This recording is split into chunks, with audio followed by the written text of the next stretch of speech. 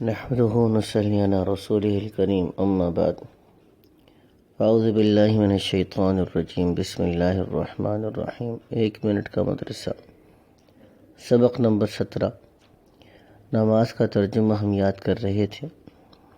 سورہ فاتحہ ہم نے شروع کی ہے۔ سورہ فاتحہ کی پہلی آیت کا پہلا ٹکڑا ہے الحمد للہ۔ الحمد کا مطلب ہے سب تعریفیں للہ اللہ ہی کے لیے خاص ہیں، اللہ ہی کا حق ہے کہ اس کی تعریف کی جائے۔ رب العالمین جو کہ پالنے والا ہے، ضرورت کو جاننے والا ہے، ہر ایک کو درجہ کمال تک پہنچانے والا ہے۔ عالمین ہر عالم کا۔ رب کا مطلب بہت گہرا ہے۔ جتنی اللہ سبحانہ وتعالیٰ کی 99 صفات ہیں، وہ ساری کی ساری صفات ایک لفظ رب میں آتی ہیں۔ وہ ضرورت کیوں پوری کرتا ہے؟ کیونکہ محبت کرتا ہے، تو اس اعتبار سے الودود، الرحمن، الرحیم کا بھی مفہوم اس کے اندر ہے۔ وہ جب پرورش کرتا ہے تو عزتیں دیتا ہے، تو المعز کا ترجمہ بھی اس کے اندر موجود ہے۔ وہ جب ضرورتیں پوری کرتا ہے تو انسان کی روحانی ضرورتیں بھی پوری کرتا ہے، اس اعتبار سے الہادی کا ترجمہ بھی اس کے اندر موجود ہے۔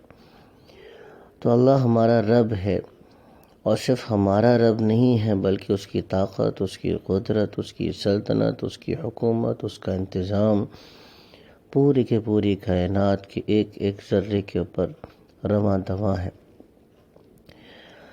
الحمد للہ رب العالمین کا ترجمہ بنا تمام تعریفیں اللہ ہی کے لیے ہیں جو پالنے والا ہے سارے عالم کا۔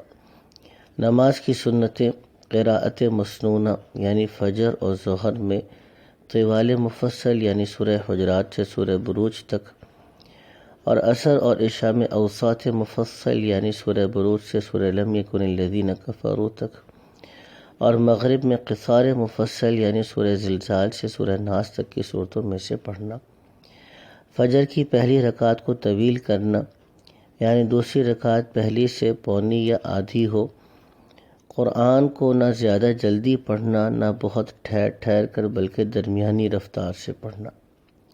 بڑے بڑے گناہ جو بغیر توبہ کے معاف نہیں ہوتے، اور ایک گناہ بھی اوپر سے نیچے گرا دینے یعنی جنت سے جہنم میں لے جانے کے لیے کافی ہے، مگر اللہ تعالیٰ جس پر فضل فرمائے۔ باوجود قدرت کے حاجت مند کی مدد نہ کرنا، اس کی تفصیل میں نے کل عرض کر دی۔ کسی کے مال کا جان بوجھ کر نقصان کرنا، کسی کی آبرو کو صدمہ پہنچانا، یہ ایک گناہ کبیرہ اضافی ہے۔ کسی انسان کو جان بوجھ کر بے عزت کرنے کی کوشش کرنا، لوگوں کی نگاہوں میں اس کو ذلیل کرنے کی کوشش کرنا، یہ بھی گناہ کبیرہ ہے۔ گناہ کے نقصانات جو دنیا میں پیش آتے ہیں، گناہ کی نحوست نہ صرف گناہ گار کو پہنچتی ہے بلکہ اس کا نقصان دوسری مخلوقات کو پہنچتا ہے، حتیٰ کہ جانور تک اس پر لعنت کرتے ہیں۔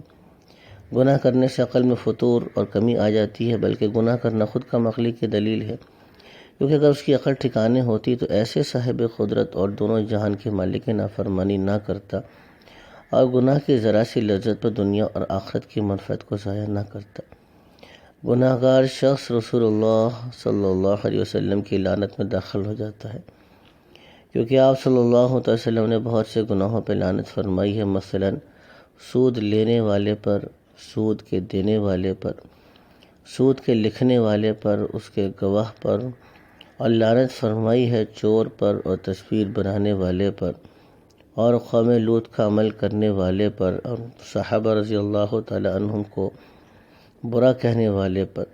اگر گناہ میں کوئی اور نقصان نہ بھی ہوتا تو کیا تھوڑا نقصان ہے کہ حضور رحمت للعالمین صلی اللہ علیہ وسلم کی لعنت میں داخل ہو گیا۔ اطاعت کے فائدے جو دنیا میں ملتے ہیں، بعض اطاعت میں یہ اثر ہے کہ اس سے تمام کاموں کی ذمہ داری اللہ تعالیٰ لے لیتے ہیں، جیسے شروع دن میں 4 رکعات اشراق کے نفل پڑھنے کی یہ فضیلت حدیث قدسی میں وارد ہوئی ہے۔ بعض نیکیوں میں یہ اثر ہے کہ مال میں برکت ہوتی ہے، جیسے کہ حدیث شریف میں ہے کہ اگر بیچنے والے اور خریدنے والے سچ بولیں اور اپنے مال کی حالت کو ظاہر کر دیں تو دونوں کے لیے ان کے معاملے میں برکت ہوتی ہے۔ دینداری سے حکومت اور سلطنت باقی رہتی ہے۔ حکومت اور سلطنت سے مراد یہ ہے کہ ہر آدمی کو اللہ تعالیٰ نے ایک درجے کی عزت دی رکھی ہے۔ ماتحتین کے اوپر اپنے گھر میں، اپنے خاندان میں، اپنے برادری میں، اپنے قبیلے میں، اپنے محلے میں، پھر کسی کو اللہ نے منصب بھی دیا ہے، کسی کو اللہ نے اونچا مقام بھی دیا ہے۔ دینداری کی برکت سے لوگ اس آدمی کی عزت کرتے ہیں اور اس کا مقام اور مرتبہ باقی رہتا ہے۔ گناہوں کی نحوست سے جلد یا بدیر انسان کی جو یہ حکومت ہے، انسان کا مقام اور مرتبہ ہے، وہ انسان سے چھن جاتا ہے۔ اللہ تعالیٰ محض اپنے فضل و کرم سے ہم کو بھی عمل کرنے کی توفیق نصیب فرمائے۔ وآخر دعوانا الحمدللہ رب العالمین۔